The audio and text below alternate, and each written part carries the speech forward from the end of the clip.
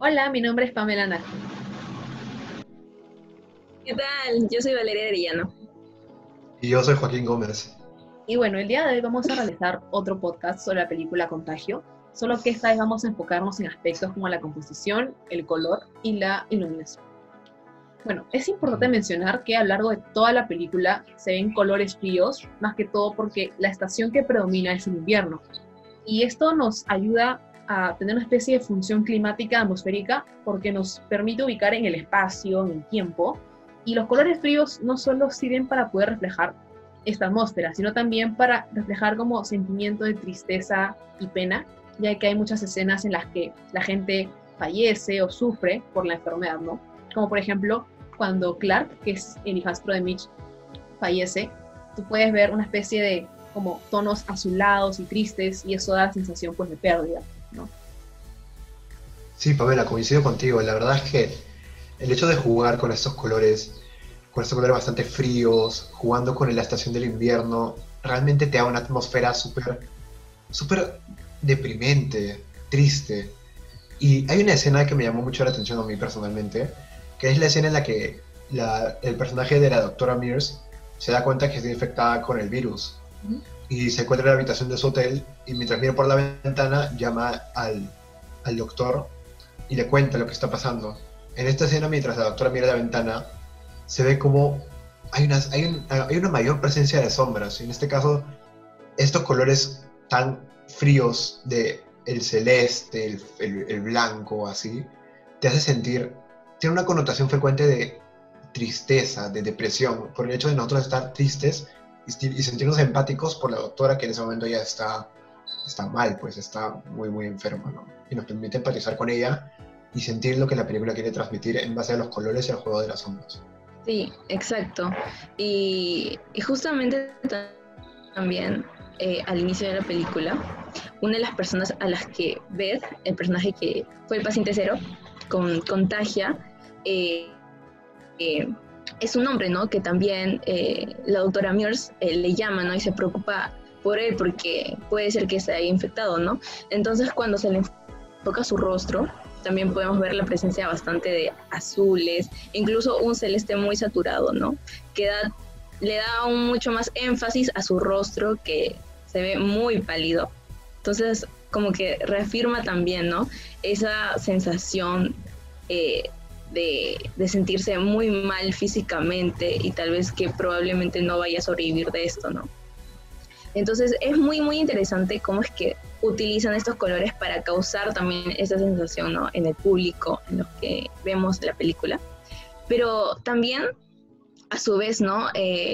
Contrasta mucho con los colores cálidos, porque en escenas posteriores también podemos ver como en el hospital donde una doctora se encuentra ahí caminando, se encuentra ahí yendo a ver a su padre, la presencia de luces amarillas y fuertes, ¿no?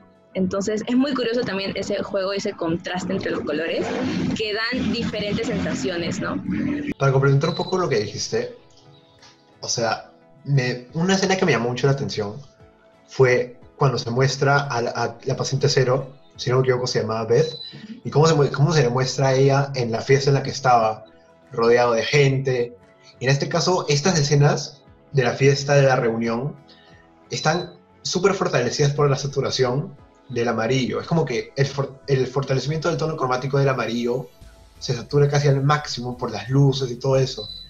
Y este tono, esta saturación, te hace sentir, por así decirlo, te transmite un sentimiento muy distinto al que te transmite el resto de la película. Esto porque estas escenas están ubicadas en el pasado de lo que está realmente sucediendo. Y acá es donde se da, por así decirlo, una especie de simbolismo, la función simbólica que tienen los colores.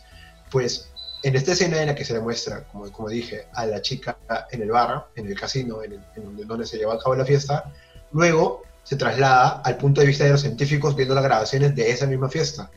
Y en este caso, desde el punto de vista de los científicos, el tono ya no es amarillo, ya no es saturado, sino es más sombrío, más celeste, adaptándose más a la temática más deprimente, por así decirlo, que los dos primeros actos de la película estaban usando, ¿no? Así que este simbolismo es hasta chocante, ¿no? Porque te muestra el pasado alegre, el pasado tranquilo y la realidad, el contraste con no sé, con la depresión del momento, ¿no? Claro, y No bueno, sé qué yo opinan. quería mencionar algunos como ejemplos de colores cálidos, como por ejemplo cuando el doctor Shiver está en su sala con su esposa. Esto es más o menos al final de la película, y esto muestra estos colores cálidos, ya que al estar en su hogar, después de que lo peor ya pasó, la esposa de él ya está vacunada, está segura y protegida, estos colores muestran como que cierta familiaridad, calma y paz, porque siente que van a haber tiempos mejores, ¿no? Lo peor ya pasó, están juntos, están en familia, y estos colores cálidos dan esa sensación, justamente. Y bueno, otra escena también que me acuerdo es que había unos doctores pasando por un restaurante, y en esa escena la composición del encuadre también es bastante compleja, pues los ángulos, el ángulo normal que se utiliza, el plano americano, los colores medio saturados del fondo, hacen que al ver esta escena el ojo humano se sienta atraído hacia ella y muestra cierto dinamismo, pues a comparación de otras escenas que tienen colores más vivos y distintas características, ¿no? Sí, y ahora que tú estás hablando un poco de lo que viene siendo el color y eso, a mí me llamó mucho la atención cómo la película juega con la iluminación. Y es que al ser una película que busca ser lo más realista posible, en la mayor parte de sus escenas juega con lo que viene siendo la luz natural. Es decir, no usar ningún tipo de iluminación artificial, sino jugar con lo que ya te ofrece, por así decirlo, el ambiente, el viento, al grabar las escenas al aire libre. Por ejemplo, hay una escena en la que el personaje de Alan, si no me equivoco, está en un parque y está hablando con una persona que al finalizar la escena termina en su arresto. En esta escena se da en un parque, como dije, y engloba todo en un escenario natural y te hace sentir, te transmite algo más realista, algo más simple, algo más aterrizado a la realidad. Claro. Igual en una escena más en la que se muestra a ese mismo personaje, Alan, caminando en una calle, por una calle rodeado de autos y todo eso, también se juega con el sol que te ofrece sin ninguna necesidad de usar luces artificiales ni nada, y se ve como a los costados hay, por ejemplo, basuras o carros, y cómo juegan con la sombra de estos para así dar un tono más realista. Claro, ya que tú hablas de luz natural, o sea, yo quería mencionar que también he visto como ejemplos de luz artificial, ¿no? Como por ejemplo, cuando al final de la película está la hija de Mitch con su flaco en la sala bailando.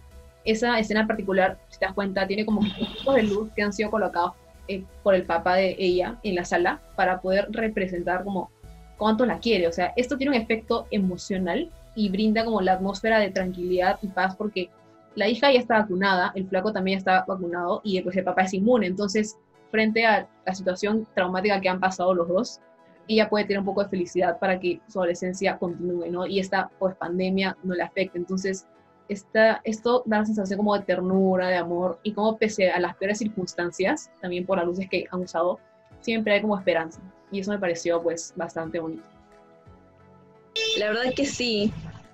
Y como que se puede ver un poco lo contrario, por ejemplo, cuando escenas anteriores, mucho anteriores, sí, muy atrás, Mitch llega a su casa y se puede ver esta contraluz de la luz de fuera natural y él dentro de su casa que se ve todo como más oscuro, sombrío, y llega buscándola, ¿no? Y llega buscándola y se da cuenta que no la encuentra, y como que todo eso aumenta la tensión de la atmósfera, ¿no? Como que un contraste interesante para, aparte de resaltar la figura de él, ¿no? Y como que su presencia, igual, ¿no? Como padre en el hogar, ¿no? Quien cuida, quien vela por ella.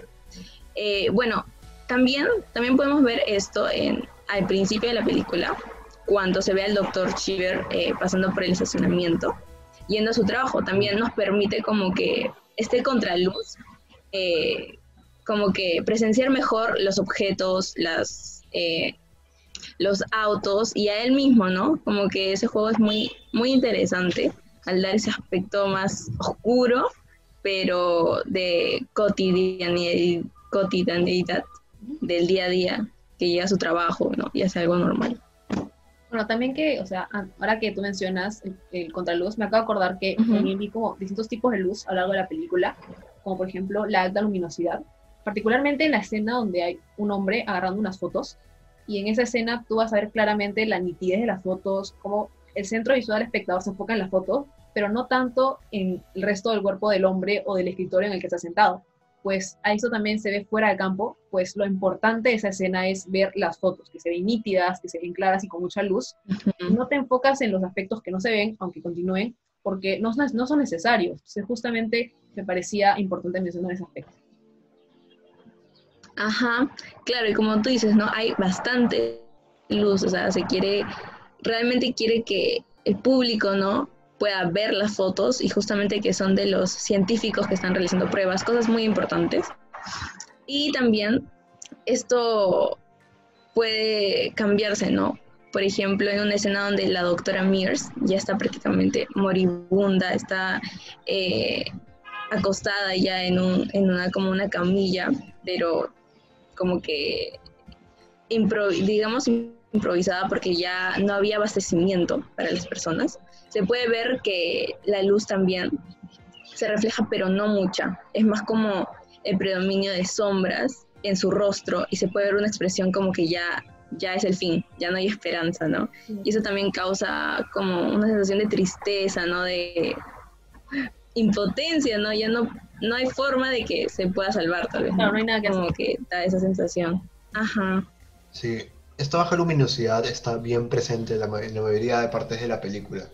Y en la parte en la que más se destaca, en la que más se hace notar, por así decirlo, es en las escenas en las que están algunos científicos investigando el virus para intentar buscar una cura. Por ejemplo, yo me acuerdo de una escena en la que está la doctora, que termina siendo la que logra conseguir la vacuna, en la que está en un laboratorio, en una habitación casi completamente oscura, estando iluminado principalmente por la luz del aparato microscópico en el que está trabajando, y acá se ve la baja luminosidad al máximo. Bueno, en este caso, al mínimo, porque se ve la mínima luminosidad posible, ¿no? Y bueno, habiendo hablado de eso ya, me considero bastante curioso el hecho de ver la fuente de luz en algunas escenas, de dónde viene la luz. Hay veces en las que viene, como bien contaste, tubo a contraluz, luz frontal, y por ejemplo, en una escena, casi para el tercer acto de la película, en la que se muestra a Alan, que después de ser detenido, está hablando con, por así decirlo, si no me equivoco, es un policía o un supervisor, que le cuenta de que pagaron su fianza y le permiten irse. Se muestra a Alan sentado en un traje al lado de una ventana, y a este personaje le entra la luz lateralmente, es decir, una luz lateral que le choca en su camisa. Y ahí como que se muestra, por así decirlo, el contraste entre la luz, la habitación, la pared con la cual está apoyada Alan, y cómo la luz entra por ahí, ¿no? Claro. También justamente me estaba acordando de otra escena en la que es cuando Beth, al inicio de la película, está echada en una cama hospital.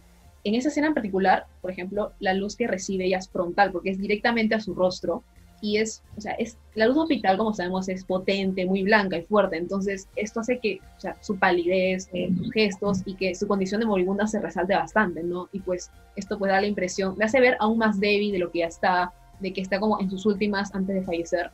Y bueno, la forma en cómo está la luz y los colores también hace que el centro de atención visual sea ella, porque está en un primer plano, y no tanto el fondo en el que está. Eso también recuerda al tipo de lente del objetivo, que hace que ella se vea súper nítida y cerca a ti, pero el fondo sea borroso. Esta característica también se presenta en varias partes de la película, como por ejemplo cuando una vez que Beth fallece, a Mitch le dicen que ella falleció, y pues tú lo ves de cerca a él, súper nítido, pero el fondo borroso. Eso es para ver de cerca su reacción, cómo es que se siente frente a la noticia que le acaban de soltar. Y también otra escena en la que ya no se enfoca en un primer plano una persona o una cara de una persona, sino objetos, como por ejemplo una cámara en la que se ve claramente nítida, pero el fondo borroso, ya que están transmitiendo en televisión una conferencia relacionada a la salud y al virus. Entonces, este tipo de teleobjetivo puede usarse para representar rostros, objetos, o que el centro de atención visual recaiga en un elemento particular y pues transmite una sensación, ¿no? Como es la importancia de los medios audiovisuales a nivel mundial, y están informados en plena pandemia, por ejemplo, ¿no? Sí, y justo lo que mencionas también me hace recordar a otra escena en la que la hija de Mitch está viendo, ¿no?, la conferencia cuando están anunciando quiénes van a obtener la vacuna, ¿no? Y se nota también este lente teleobjetivo, donde se le enfoca a ella, ¿no?, como en primer plano, y su expresión es bastante notoria, de aburrimiento, como que a ella no le tocó, entonces va a tener que seguir esperando, no puede salir a su casa, es como todo muy deprimente la atmósfera, ¿no? Entonces, como si no hubiera vida, no hubiera color, ¿no? Entonces, eso es bastante también interesante notar. Sí, la verdad es que el hecho de que el objetivo está bastante presente a lo largo de la cinta. Y una última escena que me gustaría recalcar es cuando se muestra a la doctora, a una doctora que está en un campo enseñándole, ayudándole a niños asiáticos a estudiar. Se muestra cómo se enfoca a uno de estos niños estudiando y en el fondo un campo inmenso verde y también a chicos estudiando atrás suyo. En este caso se enfoca principalmente al primer niño, pero nos permite ver a toda la parte de atrás este campo inmenso, dándonos un panorama más grande de toda la escena, ¿no? Y bueno, continuando con la composición del encuadre, y más que nada, me gustaría hablar del contenido iconográfico, que me considero algo muy importante en una película, lo que compone un encuadre en sí. Para esto una escena me llamó mucho la atención, que es en la escena en la que está el personaje de Matt Damon en una cola esperando a que le den abastecimientos para él y para su hija. Y al darse una toma panorámica, por así decirlo, se muestra de lejos como hay una gran cantidad de actores, de extras, haciendo la cola, actuando como los que necesitan de estos abastecimientos. También se muestran los camiones donde van a salir los suministros. Y en este caso hay un contraste de colores muy fuerte, debido a que la mayoría de estas personas están vestidas con ropa negra, con ropa oscura. Pero al estar invierno en ese entonces, el suelo es blanco, debido a que hay nieve. En este caso hay un contraste en el color, permitiéndonos ver con más claridad lo que está pasando. Y bueno, siguiendo con la composición del encuadre, las líneas de organización están... Yo creo que el director Steven Soderbergh, todas esas tomas que hizo, que enfocó, las hizo pensando en las líneas de organización para que se vea todo más prolijo, para que se vea todo más dinámico. En este caso, por ejemplo, en una de las escenas en las que se muestra, se da como un montaje de cómo se ve en la ciudad ahora que está básicamente desolada por el virus. Se muestra, por ejemplo, gimnasios donde se ve una línea diagonal debido a que no se puede, por así decirlo, ver todo, pero sí se ve una línea recta diagonalmente de caminadoras. Y, por ejemplo, una línea recta cuando se enfocan a los edificios y se ve claramente un ángulo de 90 grados de varios edificios apilados juntos, ¿no? De forma vertical también, ¿no? Claro, por eso.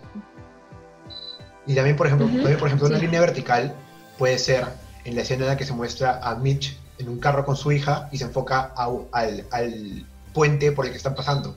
Y se ve como las tiras que están alrededor sí están de forma vertical, ¿no? Bueno, sí, ya que lo mencionas, es interesante ver también, como tú dices, ¿no? Esas escenas fueron pensadas, ¿no? Con una intención. Creo que también con la intencionalidad de crear, de dar esa sensación de perspectiva y profundidad. Por ejemplo, en el aeropuerto, cuando, como tú dices, ¿no? No hay nadie afuera, no hay nadie en las calles, no hay nadie, absolutamente nadie en el aeropuerto, y se puede ver como una continuidad, como si no tuviera fin, ¿no? Es interesante ver eso. Igual en el puente colgante se ve como inmenso, larguísimo, y también en el vecindario donde vive Mitch, ¿no? Se ve los árboles y se ve la calle, ¿no? La calle, la pista, bastante larga, como muy, muy profunda, ¿no? Y creo que también esa sensación le da dinamismo a la escena, a la película. Claro, y bueno, ya que estamos hablando de composición, también quería mencionar que hay algunas escenas en las que tú puedes ver como, bueno, no tanto ver, sino como identificar figuras geométricas como escondidas, como por ejemplo cuando el periodista Alan está en una lavandería pública, tú puedes como notar círculos al fondo por las ventanas de las lavadoras, o elementos rectangulares por los anuncios de los televisores, o cuando el doctor Cheever está saliendo de una casa después de darle la vacuna al hijo del conserje, tú puedes ver como al fondo de la casa una especie de tejado triangular.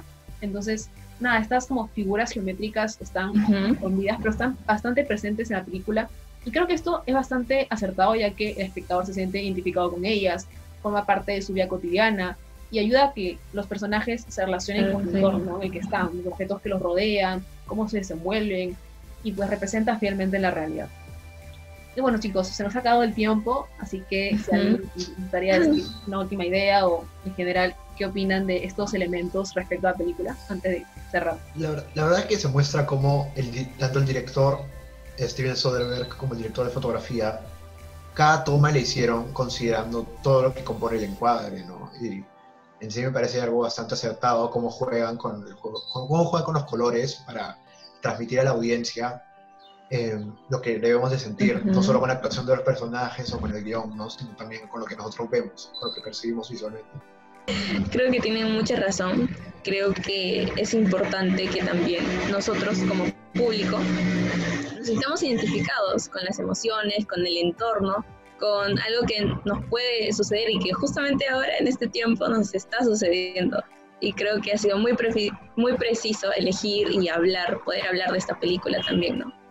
Claro, yo estoy de acuerdo con ustedes. Los elementos elegidos, los colores, la iluminación, los elementos del encuadre han sido colocados ahí por una razón. Y no es hasta que vimos la película de nuevo y nos fijamos en esos detalles, en el impacto que tiene, o sea, la relación con las emociones, con la situación, no está ahí por gusto. Todo tiene una función y la forma en cómo todos se complementan entre sí es bastante admirable y pues cumple con su propósito.